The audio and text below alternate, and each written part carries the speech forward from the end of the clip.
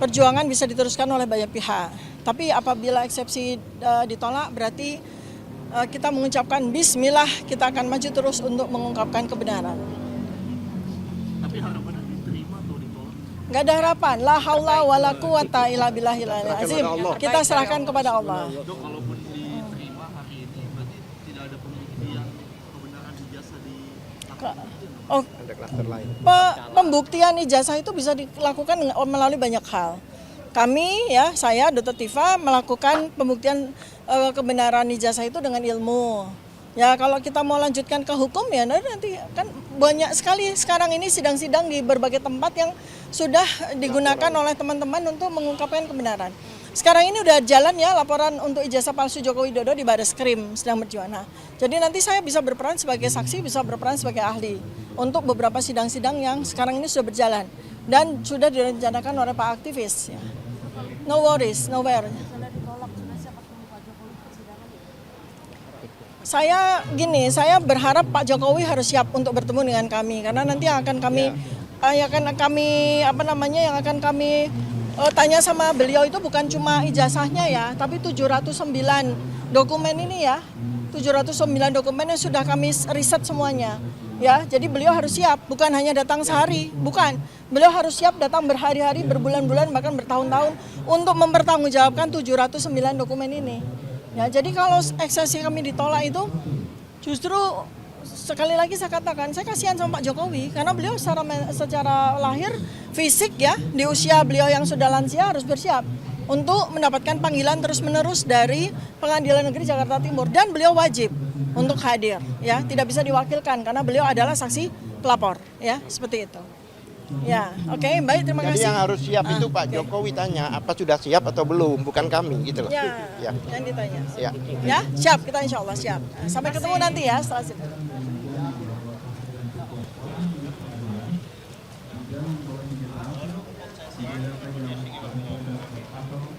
Alat maupun benda apapun yang terjadi membahayakan keamanan sidang. Ya dari sini Pak. Ya Pak, ya silakan. Nah, Bang, saya Bang. Pengambilan foto serta mengambil harus izin ketua majelis. Waktu kita tinggal sedikit Pak, 8 menit. Silakan persiapan.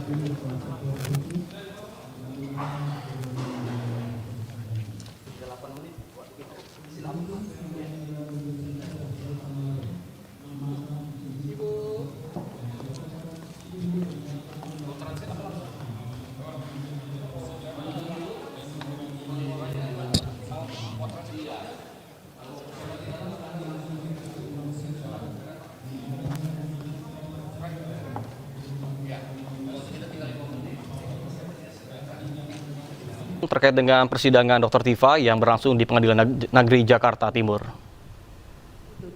Gedung Cimandiriwan, Jalan Cimandiri nomor 1, Kelurahan Cikini, Kecamatan Menteng, Kota Administrasi Jakarta Pusat, Provinsi Daerah Khusus Ibu Kota Jakarta, berdasarkan surat kuasa khusus tanggal 25 Juni 2026. Pengadilan Negeri tersebut telah membaca penetapan ketua tentang penunjukan majelis hakim, penetapan majelis hakim tentang penetapan hari sidang, berkas perkara dan surat lain yang bersangkutan dengan perhatikan dakwaan dari penuntut umum. Terdakwa didakwa dengan dakwaan ke-1 primer.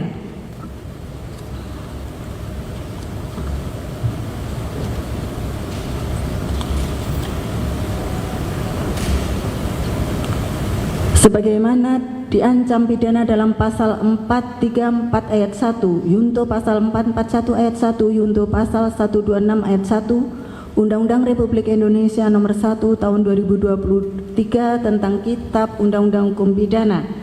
Dakwaan ke-1 subsidiar. Perbuatan terdakwa diancam pidana dalam pasal 433 ayat 1, Yunto pasal 441 ayat 1, Yunto pasal 126 ayat 1 Undang-Undang Republik Indonesia nomor 1 tahun 2023 tentang Kitab Undang-Undang Hukum Pidana. Kedua primer, perbuatan terdakwa sebagaimana diatur dan diancam pidana dalam pasal 434 ayat 1 Undang-Undang Republik Indonesia nomor 1 tahun 2023 tentang Kitab Undang-Undang Hukum Pidana. Kedua subsidiar, perbuatan terdakwa sebagaimana diatur dan diancam pidana dalam pasal 310 ayat 1 Kitab Undang-Undang Hukum Pidana atau WVS. Dakwaan ketiga. Perbuatan terdakwa sebagaimana diatur dan diancam pidana dalam pasal 35 yunto pasal 51 ayat 1 Undang-Undang RI nomor 11 tahun 2008 tentang informasi dan transaksi elektronik, yunto Undang-Undang Republik Indonesia nomor 1 tahun 2026 tentang penyesuaian pidana, yunto pasal 126 ayat 1 Undang-Undang RI nomor 1 tahun 2023 tentang Kitab Undang-Undang Hukum Pidana. Atau dakwaan keempat, perbuatan terdakwa sebagaimana diatur dan diancam pidana dalam pasal 32 yunto pasal 48 ayat 1 Undang-Undang Republik Indonesia nomor 11 tahun 2008 tentang informasi dan transaksi elektronik, yunto Undang-Undang RI nomor 1 tahun 2026 tentang penyesuaian pidana, yunto pasal 126 ayat 1 Undang-Undang Republik Indonesia nomor 1 tahun 2023 tentang Kitab Undang-Undang Hukum Pidana. Menimbang bahwa atas surat dakwaan penuntut umum tersebut, terdakwa melalui tim advokatnya mengajukan perlawanan pada hari Kamis tanggal 9 Juli 2026 yang pada pokoknya sebagaimana termuat lengkap dalam putusan ini dan untuk singkatnya dianggap telah dibacakan. Menimbang bahwa atas perlawanan terdakwa melalui tim advokatnya tersebut, penuntut umum mengajukan pendapatnya pada tanggal 16 Juli 2026 sebagaimana termuat dalam putusan ini dan untuk singkatnya dianggap telah dibacakan. Menimbang bahwa setelah mempelajari dan mencermati surat dakwaan penuntut umum, perlawanan tim advokat terdakwa serta pendapat penuntut umum atas perlawanan tersebut, majelis hakim mempertimbangkan hal-hal sebagai berikut. Menimbang bahwa pasal 206 ayat 1 Undang-Undang nomor 20 tahun 2025 tentang Kitab Undang-Undang Hukum Acara Pidana mengatur dalam hal terdakwa atau advokat mengajukan perlawanan bahwa pengadilan tidak berwenang mengadili perkaranya atau dakwaan tidak dapat diterima atau surat dakwaan harus dibatalkan setelah diberi kesempatan kepada penuntut umum untuk menyampaikan pendapatnya, hakim mempertimbangkan perlawanan tersebut untuk selanjutnya mengambil keputusan. Menimbang berdasarkan ketentuan tersebut, ruang lingkup perlawanan secara limitatif yaitu terbatas pada 3 hal. Pengadilan tidak berwenang mengadili perkaranya, 2. Surat dakwaan tidak dapat diterima, dan 3. Surat dakwaan harus dibatalkan. Menimbang bahwa ketentuan pasal 206 ayat 1 Undang-Undang nomor 20 tahun 2025 tentang Kitab Undang-Undang Hukum Acara Pidana tersebut berhubungan dengan syarat sahnya surat dakwaan sebagaimana diatur dalam pasal 75 ayat 2 Undang-Undang nomor 20 tahun 2025 yang mengatur bahwa penuntut umum membuat surat dakwaan yang berisi a. Tanggal penandatanganan nama lengkap, tempat lahir, umur dan tanggal lahir, jenis kelamin, kebangsaan, tempat tinggal, agama dan pekerjaan terdakwa. B. Surat uraian secara cermat, jelas dan lengkap mengenai tindak pidana yang didakwakan dengan menyebutkan waktu dan tempat tindak pidana dilakukan. C. Pasal undang-undang yang dilanggar dan tanda tangan penuntut umum dengan konsekuensi hukum bahwa surat dakwaan yang tidak memenuhi ketentuan syarat materi huruf B adalah batal demi hukum sebagaimana ketentuan pasal 75 ayat 3 Undang-Undang nomor 20 tahun 2025. Menimbang bahwa menurut doktrin hukum yang dianut secara konsisten dalam praktik peradilan sebagaimana dikemukakan oleh Yahya Harahap dalam bukunya Pembahasan Permasalahan dan Penerapan KUHP Jilid 2 Pustaka Kartini 1988 halaman 660 sampai 664 bahwa keberatan atau eksepsi harus diajukan sebelum pokok materi perkara diperiksa oleh persidangan. Itu sebabnya sifat eksepsi adalah suatu upaya yang diberikan kepada terdakwa dalam hal-hal yang berhubungan dengan masalah formil. Eksepsi belum memasuki masalah yang bersangkutan dengan pokok perkara. Menimbang bahwa sejalan dengan doktrin tersebut, Harun M. Hussein Esa dalam buku Surat Dakwaan, Teknik Penyusunan, Fungsi dan Permasalahannya dari Rineka Cipta 1990 halaman 159 menegaskan bahwa tentunya eksepsi tersebut harus dilandasi oleh dasar-dasar hukum dan argumentasi yang tepat dan akurat.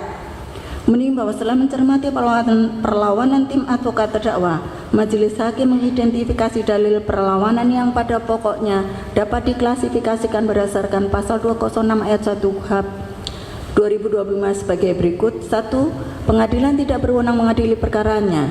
Perlawanan mengenai kewenangan mengadili atau kompetensi relatif dengan alasan kekacauan penentuan lokus delicti dan domisili. 2. Ketidakjelasan dasar penunjukan Pengadilan Negeri Jakarta Timur melalui SK KMA. 2. Dakwaan tidak dapat diterima. Perlawanan surat dakwaan tidak dapat diterima karena ketidakjelasan dasar dakwaan setelah adanya pencabutan pengaduan penghentian perkara terhadap terlapor lain dengan alasan 1 laporan untuk semua terlapor. 2. Adanya perdamaian dan penerbitan SP3 terhadap terlapor lain. 3. Berlakunya pasal 79 ayat 4 Undang-Undang Nomor 20 Tahun 2025 dan Asas Onderbergheid van Glah.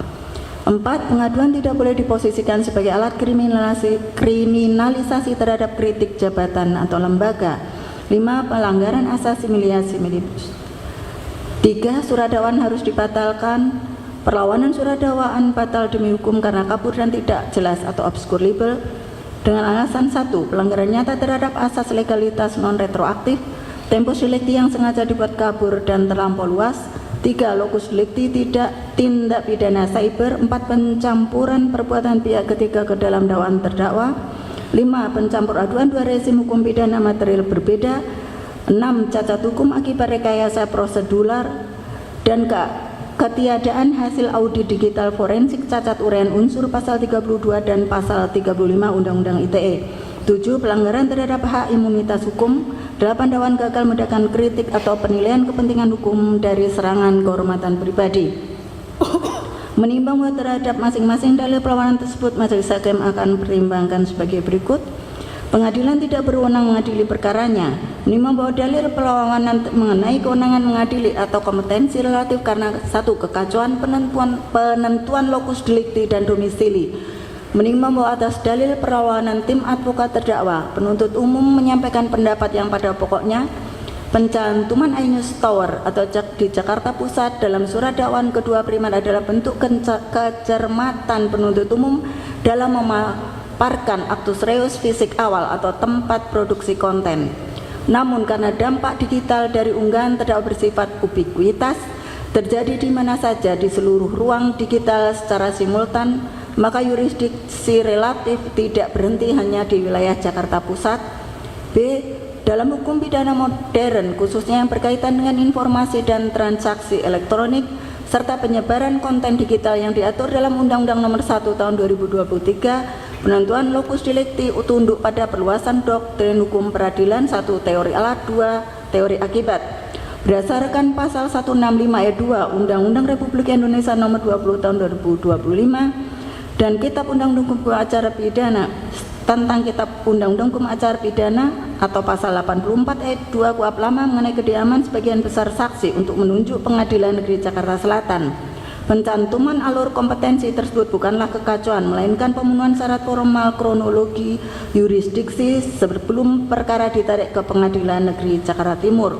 Bahwa penuntut umum sengaja menguraikan elemen Jakarta Selatan dalam surat dakwaan untuk menegaskan prinsip efisiensi peradilan, yaitu membuktikan secara limitatif bahwa tempat tinggal terdakwa, tempat terdakwa ditemukan, dan kediaman sebagian besar saksi yang akan dihadirkan memang lebih dekat dan relevan diakses dalam radius wilayah hukum DKI Jakarta, bukan di luar provinsi. Ini adalah prasyarat administratif yang wajib dilengkapi sebelum melangkah ke ketentuan pasal 166 Undang-Undang Nomor 20 Tahun 2025. Mengenai ketidakjelasan dasar penunjukan Pengadilan Negeri Jakarta Timur melalui surat keputusan Ketua Mahkamah Agung, menimbang bahwa penunjukan Pengadilan Negeri Jakarta Timur bersandar penuh pada pasal 166 Undang-Undang Republik Indonesia Nomor 20 Tahun 2025 atau pasal 85 Undang-Undang 8 Tahun 81 yang memberikan mandat mutlak kepada Ketua Mahkamah Agung RI untuk mengalihkan yurisdiksi relatif atau pengadilan negeri ke pengadilan negeri lain demi alasan keamanan, ketertiban umum atau efisiensi peradilan. Menimbang bahwa terhadap perlawanan terdakwa atas kewenangan Pengadilan Negeri Jakarta Timur mengadili perkara terdakwa tersebut, majelis hakim mempertimbangkan sebagai berikut.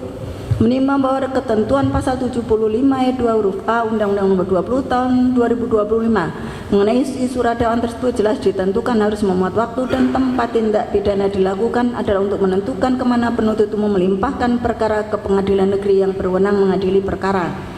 Menimba bahwa kewenangan pengadilan negeri untuk memeriksa perkara pidana sebagaimana ditentukan dalam pasal 165 ayat 2 KUHP dihubungkan dengan ketentuan pasal 75 ayat 2 huruf A Undang-Undang Nomor 25 Tahun 2025 tentang KUHP mengenai isi surat dakwaan tidak disyaratkan